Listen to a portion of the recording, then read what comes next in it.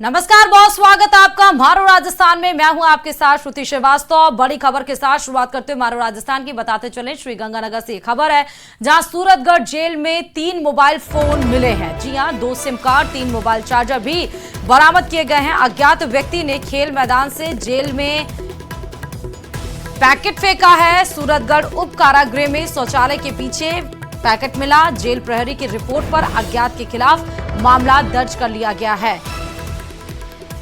तो श्रीगंगानगर के सूरतगढ़ के जेल में 3 mobile phone, 2 SIM card, 3 mobile charger जो कि पैकेट के जरिए फेंका गया था। शौचालय के पास ये पैकेट बरामद किया गया है। ज्यादा जानकारी के साथ संवाददाता अशोक फोन लाइन पर जुड़ चुके हैं। अशोक, सूरतगढ़ जेल में 3 मोबाइल फोन मिले हैं, क्या जानकारी? बिल्कुल, देखिए श्रुति, एक बड़ी खबर है। सूरतगढ़ सब जेल के अंदर किसी अज्ञात व्यक्ति के द्वारा बताया जा रहा है कि बाहर से इस पैकेट को फेंका गया है और इस पैकेट को जब जेल प्रहरी ने गश्त के दौरान देखा और उसे खोलकर देखा तो उसमें न केवल 3 मोबाइल फोन मिले बल्कि 2 सिम कार्ड और 3 मोबाइल चार्जर भी मिले। इसके साथ साथ करीब 1 दर्जन पैकेट जर्दे के भी मिले हैं। जब पूरे पैकेट की छानबीन की गई, आसपास के क्षेत्र को खंगाला गया तो इसके अलावा कुछ भी संदिग्ध नहीं मिला। सिर्फ सूरतगढ़ जेल के जो प्रहरी है उनकी रिपोर्ट के आधार पर सूरतगढ़ सिटी थाना पुलिस ने अज्ञात के खिलाफ मामला दर्ज कर लिया है। साथ ही जेल परिसर के बाहर और अंदर जो सीसीटीवी कैमरे लगे हुए हैं उनको खंगाला जा रहा है ताकि जेल के अंदर इस पैकेट को पहुंचाने वाले व्यक्ति तक पुलिस पहुंच सके। जी श्रुति, कौन लोग फेंके थे या किसके लिए फेंका गया था? अंदर जो जेल में बंद है, ये कोई जानकारी अभी नहीं मिल पाई अशोक? जी, इस बारे में अभी पुलिस की इन्वेस्टिगेशन जारी है। पुलिस ने कहा है कि इस मामले में जल्दी खुलासा हो पाएगा क्योंकि इसमें जर्दे के पैकेट मिले हैं और साथ ही साथ जिन व्यक्तियों के नाम पर ये 2 सिम अलॉट की गई हैं उस विषय पर भी अनुसंधान किया जा रहा है। तो पुलिस ने संभावना जताई है कि इस पूरे प्रकरण को लेकर जल्दी खुलासा हो पाएगा कि आखिरकार किस अज्ञात व्यक्ति के द्वारा पैकेट अंदर फेंका गया और किन बंदियों तक इस पैकेट को पहुंचाने का प्रयास उस अज्ञात व्यक्ति के द्वारा किया गया। अशोक, तमाम जानकारी देने के लिए। खबर पर बड़ी खबर श्रीगंगानगर से आपको बता रहे थे, जेल के अंदर 3 मोबाइल, 2 सिम कार्ड और 3 चार्जर बरामद हुए। चलिए, बड़ी खबर अब दिल्ली से आ रही है जहां साउथ दिल्ली के ग्रेटर कैलाश में गैंग वार में एक शख्स की मौत हो गई। बताया यह भी गया कि अफगान मूल का नादिर शाह जिम से जैसे ही निकला उस पर अपराधियों ने ताबड़तोड़ फायरिंग कर दी। घायल शख्स को अस्पताल में भर्ती कराया गया जहां डॉक्टरों ने उसे मृत घोषित कर दिया। हत्या की जिम्मेदारी लॉरेंस बिश्नोई गैंग से जुड़े रोहित गोदारा और गोल्डी बराड़ ने ली है। बड़ी खबर आपको दिल्ली से, बड़ी खबर, लॉरेंस बिश्नोई गैंग के करीबी ने हत्या की जिम्मेदारी ली। दिल्ली के ग्रेटर कैलाश में ताबड़तोड़ फायरिंग की वारदात। अफगान मूल के शख्स को गोली लग रही है और जिससे उसकी मौत हो गई है। ये आपको हम रोहित गोदारा जो कि पूरा नोट और जिसमें जिम्मेदारी ली गई थी वो भी दिखा रहे हैं, कितनी गोलियां लगी थी वो भी आपको दिखा रहे हैं और उस शख्स की इसमें मौत भी हो गई। लगभग 11:15 बजे की घटना है। ये ई ब्लॉक जीके का एरिया पड़ता है। यहाँ पर एक कॉल आती है लगभग 11:15 के आसपास कि कुछ गोलियाँ चली हैं और जिसको गोली लगी है उसको हॉस्पिटल लेके जा रहे हैं। इससे मालूम चलता है कि नादिर अहमद नाम का एक आदमी है, इसको कुछ गोलियाँ लगी हैं, उसको मैक्स हॉस्पिटल ले आया गया है। यहाँ से ये जिम चलाता है पार्टनरशिप में। तो इनके साथ आज किसी ने इन पर फायरिंग कर लिया। 7 से 8 राउंड गोलियाँ चली हैं कम से कम। इसके बाद रंजिश का भी कोई आइडिया, इनके जो जिम पार्टनर है उन लोगों को किसी को आइडिया नहीं है। तफ्तीश कर रहे हैं। ज्यादा जानकारी के साथ संवाददाता शंकर आनंद खबर पर जुड़ चुके हैं। शंकर आनंद, बड़ी खबर है क्योंकि ताबड़तोड़ जिस तरह गोलियां बरसाई गई, क्या मकसद था, क्यों बरसाई गई और क्या रिलेशन बताया जा रहा है? देखिए, जिस तरह से ये मामला जो है कल रात में देखने को मिला था, जिस तरह से ग्रेटर कैलाश की अगर बात करें तो ग्रेटर कैलाश साउथ दिल्ली का बेहद पॉश इलाका माना जाता है और जिस तरह से नादिर शाह जो है जब जिस तरह से इस पे फायरिंग की गई और इसकी हत्या की गई, तो इस मामले में अभी तक जो है गैंगवार की जो एक संभावना है वो जताई जा रही है। पैसे का लेन देन से जुड़ा जो मामला है वो समझा जा रहा है और इन तमाम मामलों की गंभीरता को देखते हुए यहाँ पर साउथ दिल्ली पुलिस के द्वारा 5 टीम का गठन किया गया है और साउथ दिल्ली पुलिस का कहना है कि जल्द ही इस मामले का सॉर्ट आउट कर लिया जाएगा। इस मामले पर यह पता कर लिया जाएगा कि इस हत्याकांड को क्यों अंजाम दिया गया है, किसने अंजाम दिया है। तो इन तमाम मामलों पर जो जिस तरह का टीम का गठन किया गया है, इस टीम के द्वारा आज इस मामले पर काफी जो एक इन्वेस्टिगेशन की जो प्रक्रिया है उसको आगे बढ़ाया जा रहा है और जिस तरह से पीड़ित के बारे में बताया गया, जिसकी नादिर शाह के बारे में बताया गया, ये जिम चलाता है और जिम चलाने के दौरान इसकी जो पार्टनरशिप है और किन लोगों के साथ में पैसे का लेन देन था, क्या किसी उगाही के लिए कोई कॉल आया था या नहीं आया था, तो इन तमाम मामलों पर विस्तार से तफ्तीश की जा रही है। तो फिलहाल अभी पुलिस जो है कुछ बहुत ज्यादा भी नहीं बता रही है, क्योंकि इन्वेस्टिगेशन की प्रक्रिया चल रही है और इससे नादिर साहब से जुड़े हुए जितने भी लोग हैं, उनके परिवार के जो सदस्य हैं, उनके जो जानकार हैं, उनसे इस मामले पे विस्तार से पूछताछ भी की जा रही है, जिससे कि इन्वेस्टिगेशन की प्रक्रिया को आगे बढ़ाया जा सके। और जिस तरह गोडी बराड़ ने इसकी जिम्मेदारी ली है, क्या इस गैंग का पहले से कोई इनसे नाता रहा है या कोई रिपोर्ट इस तरह से पुलिस में कभी पहुंची हो? देखिए, इस मामले पे जिस तरह से गैंगस्टर्स कनेक्शन जिस तरह से निकल के आया है और पैसे की उगाही और धमकी देने का जो मामला था, तो क्या इस मामले में जो नादिर शाह है, इस मामले में कोई लिखित तौर पे जानकारी पुलिस को दिया था या नहीं दिया था, ये भी देखना लाजमी होगा। हालांकि अभी तक पुलिस के द्वारा कोई ऐसा बयान नहीं दिया गया कि इस मामले की जानकारी पहले लिखित तौर पे दी गई थी या नहीं। और हालांकि जिस तरह से गैंगस्टर कनेक्शन निकल के आया है, तो गैंगस्टर्स का आपस में किस तरह से कनेक्शन रहा है, क्या उगाही के लिए इस गोली मारी गई है या आपसी दुश्मनी को निकालने के लिए गोलीबारी के मामले को अंजाम दिया गया है, ये भी अब इन्वेस्टिगेशन का मसला है। और लॉरेंस बिश्नोई गैंग का जिस तरह से नाम सामने आया है और उसे गुर्गों के द्वारा जिस तरह से धमकी देना और जिस तरह से इस बात को स्वीकार किया गया है, तो निश्चित तौर पे ये मामला अब इन्वेस्टिगेशन का है और इस मामले में आने वाले दिनों में कुछ बड़े खुलासे देखने को मिल सकता है। बहुत बहुत शुक्रिया शंकर आनंद, तमाम जानकारी देने के लिए खबर पे। और अब बात उत्तर प्रदेश के बहराइच की, क्योंकि बीती रात भेड़िए ने फिर किया है हमला। बड़ी खबर आपको बहराइच से बता रहे हैं, जहां भेड़िए ने 45 साल की मुकीमुन नाम की महिला पर हमला किया है। घर के बरामदे में ये महिला सो रही थी। सोते वक्त भेड़िए ने हमला किया। महिला के चिल्लाने के बाद भेड़िया वहां से भाग गया। महसी में आदमखोर भेड़िए की दहशत लगातार कायम है। घायल महिला सीएचसी महसी में उसका इलाज चल रहा है। हरदी थाना क्षेत्र के सम्मनपुरवा गांव का ये पूरा मामला है। यही वो महिला है जो बीती रात अपने घर में सो रही थी और अचानक से भेड़िए ने उसको अपना शिकार बनाने की कोशिश की। महिला ने चिल्लाया, लोगों की भीड़ आई तो भेड़िया वहां से भाग निकला।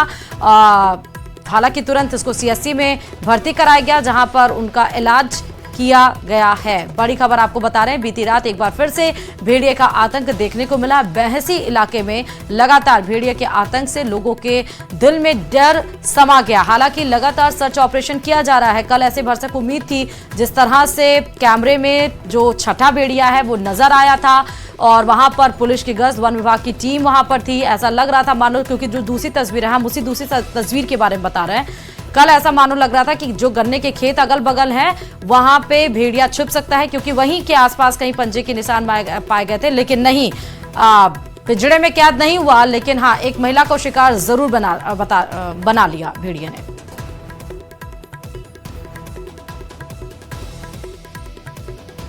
हम बच्चे लेके गोद में लेटे थे और लेट नहीं रहे, मोबाइल आदमी जलाया था। बस हमको जैसे आवा तैसे नटे दाबा, तैसे हम चिल्ला के रोने लगे। तब सब कोई दौड़े, तब वो भेड़िया माँ जुन्हरी में पिल गए। पीछे मकई लगी है।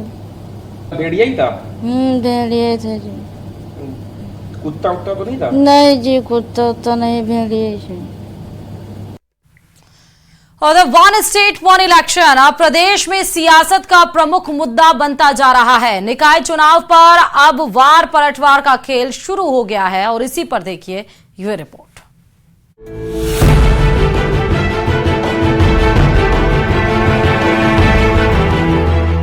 वन स्टेट वन इलेक्शन पर तकरार, खिंच गया खाका, नोटिफिकेशन का इंतजार। वन नेशन वन इलेक्शन हो, हमारी सरकार ने बजट में घोषणा भी करी है और हमारी मंशा भी है कि हम लोग वन स्टेट वन इलेक्शन करें।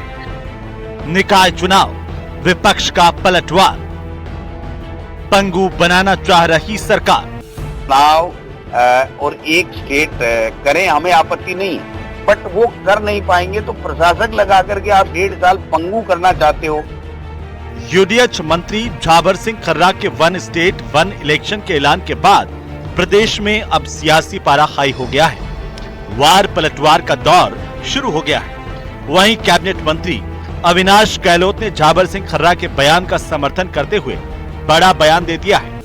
उन्होंने कहा कि वन स्टेट वन इलेक्शन के लिए जल्द ही नोटिफिकेशन जारी होगा। इसके लिए प्रदेश में पूरा खाका तैयार कर लिया गया है।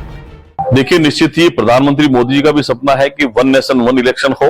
हमारी सरकार ने बजट में घोषणा भी करी है और हमारी मंशा भी है कि हम लोग वन स्टेट वन इलेक्शन करें।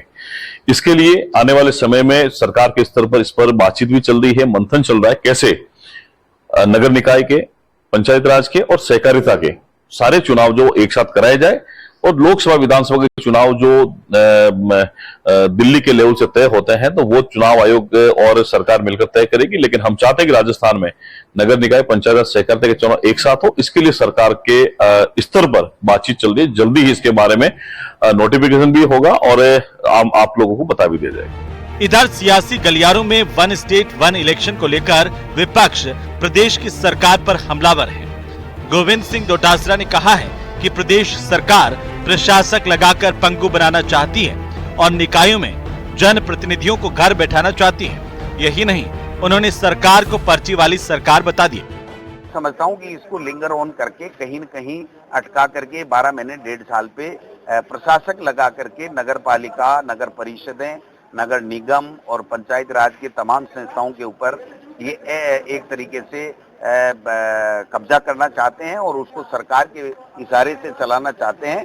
उसका हम लोग पुरजोर विरोध करेंगे। एक चुनाव और एक स्टेट करें, हमें आपत्ति नहीं, बट वो कर नहीं पाएंगे तो प्रशासक लगा करके आप 1.5 साल पंगु करना चाहते हो, जनप्रतिनिधियों को घर बैठाना चाहते हो, ये कतई मैं समझता हूँ कि कोई स्वीकार नहीं करेगा, हम लोग स्वीकार नहीं करेंगे। आपको बता दें कि 2 दिन पहले यूडीएच मंत्री जाबर सिंह खर्रा ने वन स्टेट वन इलेक्शन का ऐलान किया था। उन्होंने कहा था कि निकाय स्तर पर काम चल रहा है और संभव है कि राज्य सरकार 2025 में एक साथ चुनाव करवाए। तब कांग्रेस महासचिव स्वर्णिम चतुर्वेदी ने पलटवार करते हुए कहा था कि ये सरकार की जनता के साथ बेईमानी है। जिन निकायों का सीमा विस्तार होना है उनका सीमा विस्तार होगा। सीमा विस्तार के बाद वार्डों का पुनर्गठन होगा और वार्डों के पुनर्गठन के साथ ही आपकी जो जिज्ञासा है, एक जब वन स्टेट वन इलेक्शन हो रहा है तो एक शहर एक निकाय भी होगा। बहरहाल बीजेपी और कांग्रेस में वन स्टेट वन इलेक्शन पर तलवार खींच गई है। देखना यह होगा कि जनता इस पर कितना समर्थन दिखाती है और वन स्टेट वन इलेक्शन पर तकरार आखिर कहां तक जाती है।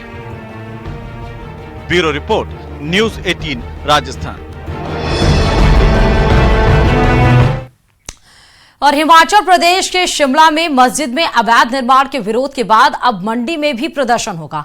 आज मंडी के जेल रोड बनी मस्जिद में अवैध निर्माण को लेकर हिंदू संगठनों ने बड़े प्रदर्शन का ऐलान किया है और इस प्रदर्शन को लेकर मंडी शहर में भारतीय न्याय संहिता की धारा 163 लागू कर दिया गया है। इधर मंडी जिला कलेक्टर अपूर्व देवगन ने लोगों से शांति बनाए रखने की अपील की है। मस्जिद मामले पर उन्होंने कहा कि नियमों के तहत कार्रवाई की जा रही है। मंडी शहर में धारा 163 लगाई गई है। उपद्रव करने वालों के खिलाफ सख्त कार्रवाई होगी।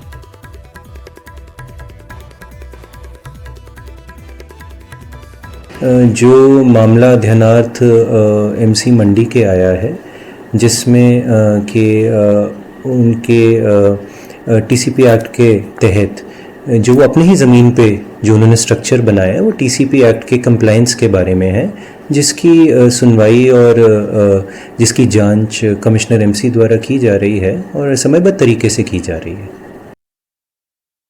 और अब बात कोलकाता केस की, क्योंकि इसको लेकर जूनियर डॉक्टर और ममता सरकार के बीच चल रही तकरार नाटकीय मोड़ पर पहुंच गई है। जी हां, गुरुवार को जूनियर डॉक्टर फिर बैठक के लिए नहीं पहुंचे। ममता सरकार ने जूनियर डॉक्टर को नाबोन्नो में उन्हें बैठक के लिए बुलाया था और इसके बाद ममता बनर्जी ने दावा किया कि उन्होंने डॉक्टरों के साथ बैठक के लिए उनका कई घंटों तक इंतजार किया, लेकिन इसके बाद भी वो नहीं पहुंचे। इसके बाद ममता बनर्जी ने हाथ जोड़कर माफी मांगी और यहां तक कह दिया कि अगर उन्हें मेरी कुर्सी चाहिए तो वो इस्तीफा देने के लिए तैयार हैं, लेकिन वो नहीं चाहती कि आम आदमी के साथ नाइंसाफी हो। वो चाहती हैं कि गरीबों और आम लोगों को इलाज मिले। उन्होंने यहां तक कह दिया कि इलाज नहीं मिलने की वजह से बंगाल में अब तक 27 लोगों की मौत हो चुकी है। सुप्रीम कोर्ट ने जूनियर डॉक्टर्स को काम पर लौटने का आदेश दिया था, लेकिन वो काम पर नहीं लौटे। सुप्रीम कोर्ट ने काम पर नहीं लौटने वाले डॉक्टर्स पर कार्रवाई का निर्देश भी दिया था। बावजूद इसके उन पर कोई कार्रवाई नहीं की गई। उन्होंने दावा किया कि ज्यादातर डॉक्टर बैठक के लिए राजी हैं, लेकिन कुछ लोगों को बाहर से निर्देश मिल रहे हैं कि वो समझौता नहीं करें। আশা করি মানুষ বুঝতে পারছেন ওরা বিচার চায় না, ওরা চায় চেয়ার। আমি মানুষের স্বার্থে এমনকি নিজে পদত্যাগ করতেও রাজি আছি। আমার মুখ্যমন্ত্রীর পদ চাই না, কিন্তু আমি চাই মানুষ বিচার পাক, তিলোত্তমা বিচার পাক আর সাধারণ মানুষ চিকিৎসা পাক। और इधर सरकार के साथ बैठक के लिए जूनियर डॉक्टर्स ने 3 मांगे रखी थी। पहली मांग ये थी कि बैठक में सरकार ने जो 10 से 15 प्रतिनिधियों को बैठक में आने की अनुमति दी थी, उसकी जगह 30 प्रतिनिधियों को बैठक में आने की अनुमति दी जाए, जिसे सरकार ने मान लिया। दूसरी मांग ये थी कि बैठक में ममता बनर्जी मौजूद रहें, जिसे ममता सरकार ने मान लिया। जूनियर डॉक्टर्स ये चाहते थे कि बैठक का सीधा प्रसारण हो, जिसे मानने से सरकार ने इनकार कर दिया। ममता बनर्जी ने तर्क दिया कि अभी इस मामले में जांच जारी है और इसे लेकर जो भी चर्चा हो उसे सार्वजनिक नहीं किया जा सकता। हालांकि ममता बनर्जी ने कहा कि हमने बैठक की रिकॉर्डिंग की पूरी व्यवस्था की है। बाकायदा बैठक की रिकॉर्डिंग के लिए 3 वीडियो कैमरे भी लगाए गए हैं। और उधर पश्चिम बंगाल के राज्यपाल सीवी आनंद बोस ने ममता बनर्जी पर निशाना साधा। साथ ही ऐलान किया कि वो मुख्यमंत्री ममता बनर्जी का बहिष्कार करेंगे और इसके लिए वो सीएम ममता के साथ कोई भी सार्वजनिक मंच साझा नहीं करेंगे। उन्होंने ये भी कहा कि मुख्यमंत्री को लोगों की रक्षा करनी चाहिए, लेकिन वो विरोध प्रदर्शन में लगी हुई हैं। उन्होंने कहा कि ममता सरकार कानून व्यवस्था के मामले में पूरी तरह से फेल साबित हुई है।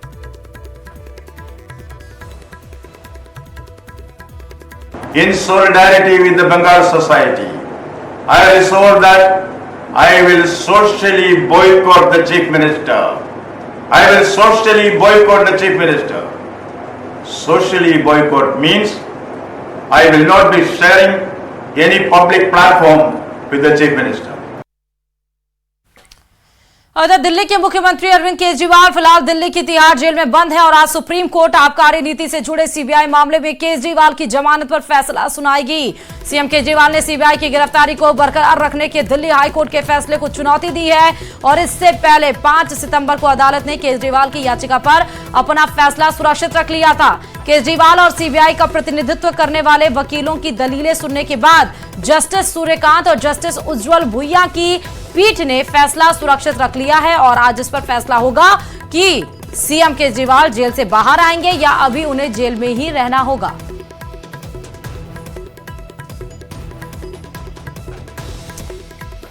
उधर आगरा में ताजमहल या तेजो महालय विवाद के मामले में आज जिला कोर्ट में सुनवाई होगी।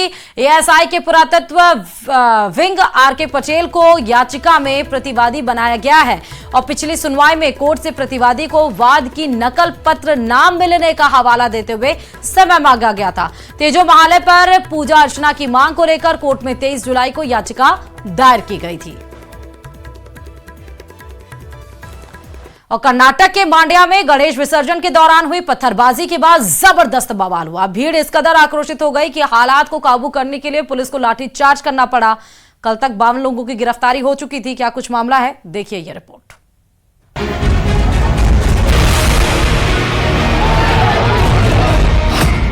मांड्या की सड़कों पर संग्राम। गणेश विसर्जन के दौरान बवाल। पत्थरबाजी के बाद आक्रोशित हुई भीड़। कहीं आग चली, कहीं तोड़फोड़। कर्नाटक के मांड्या में अचानक आक्रोश की आग धधक उठी। गणेश विसर्जन के दौरान हुई पत्थरबाजी के बाद भीड़ का गुस्सा 7वें आसमान पर पहुंच गया, जिसका नतीजा ये हुआ कि गुस्साए भीड़ ने कपड़ों की दुकानों को आग के हवाले कर दिया। दोपहिया वाहनों को तोड़ फोड़ दिया गया। आक्रोशित भीड़ के सामने जो पड़ा उसे ध्वस्त कर दिया गया। भीड़ इस कदर बेकाबू हो गई कि उसे काबू में करने के लिए पुलिस प्रशासन को हल्के बल प्रयोग का सहारा लेना पड़ा और आखिरकार कड़ी मशक्कत के बाद गणेश प्रतिमा का विसर्जन कराया जा सका।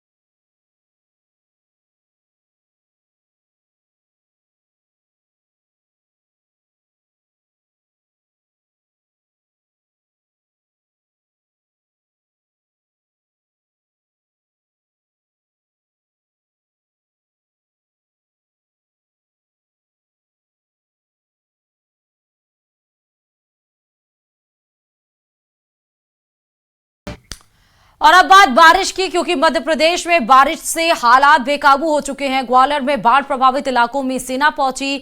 डबरा के नौन नदी के किनारे सेना ने नुनहारी गांव में रेस्क्यू ऑपरेशन किया। रेस्क्यू ऑपरेशन में आर्मी के ब्रिगेडियर रैंक के सीनियर अधिकारी और उनकी पूरी टीम मौजूद रही। सेना के 70 से 80 जवान रेस्क्यू में जुटे। 10 से ज्यादा ग्रामीणों को सेना ने रेस्क्यू कर सुरक्षित जगह पर पहुंचा दिया।